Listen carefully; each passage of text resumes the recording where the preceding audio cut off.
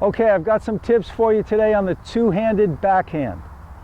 Number one, you've got to realize that the non-dominant hand, when I say non-dominant hand, I mean for a right-handed player, the left hand on the two-handed backhand is going to be doing more of the work. You've got to make that a priority, number one. It's required to direct the ball, to do that fine motor skill of hitting it where you want to. Because many players, let's say they take up the game kind of late in life, and their whole life, let's say they're 30, 40, or 50, whatever, or older, and they've eaten with their right hand, they write their name with their right hand, and now all of a sudden, they're hitting a two-handed backhand. And when you make contact with a two-hander, you're making contact slightly in front of the lead foot, okay?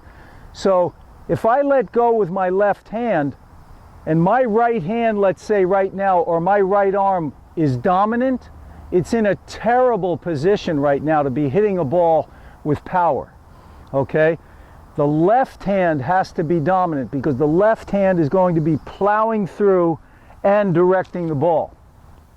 So that's number one.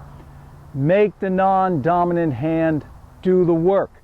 So what I like to tell my students is, when you get to here, just keep going through. Finish with that non-dominant arm. The left arm finishes all the way through so the shoulder comes up and touches the chin. That ensures that you finish and you have a good follow-through. Okay, here's a quick tip to prevent your two-handed backhand going long, hitting beyond the baseline, hitting the home run. When you're in the ready position, I know traditionally we're taught to stand like this with the racket straight up like this. My suggestion is turn your right hand on top of the handle and your left hand, turn it slightly under the handle. So that's going to like a semi-western forehand grip, let's say, and your right hand's coming on top to like an eastern grip. There's more on grips inside the CTW Academy. But for now, close the face of the racket like this. Now, as you bring the racket back, make sure it stays closed. If you notice, my racket face is closed here. Now, if I drop the racket down a foot below the ball and swing up, I'm guaranteed vertical here in the contact area. Here's a side view, okay? I see the ball come to my backhand, I turn. Now, if you notice, my racket face is closed at the low point. The low point of the backswing is going to be about a foot below the contact point. So now, as I swing up, notice this. The racket is closed, closed, closed, but as I get to the contact point, now it's perfectly vertical, okay? That's going to prevent, remember, if you're hitting the ball long, the racket face is laid back.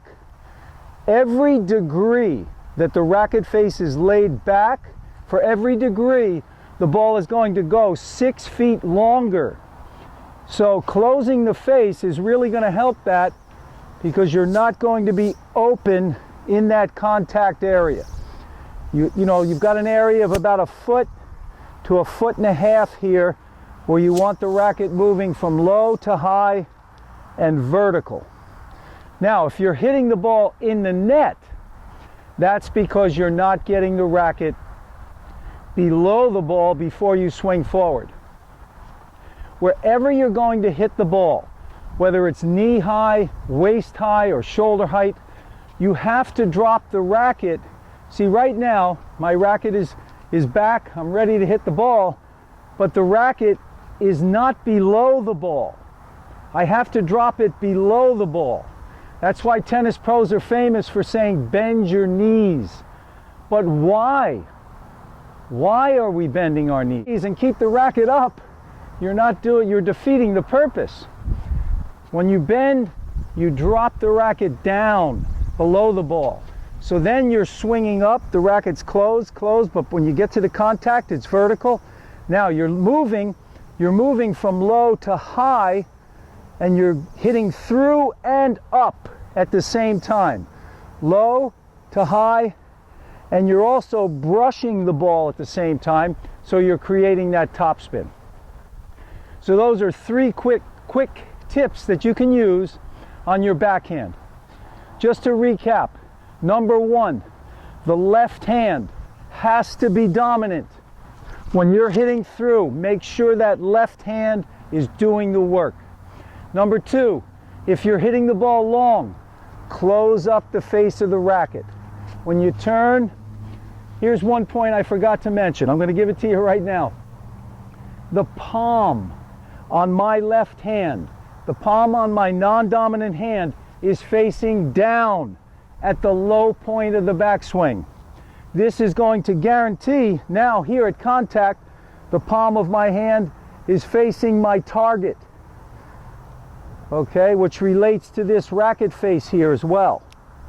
So if you just think of those two words, palm down, that's going to close up the face of the racket and prevent you from hitting the ball beyond the baseline. Now, when you start to close the face, you might start hitting the ball in the net. But how do we solve that? Remember, you've got to get a good foot below the ball, wherever that ball is. If the ball's here, I got to get that racket down to here, extremely low. Now, notice too that my rear leg is bending more than the front leg.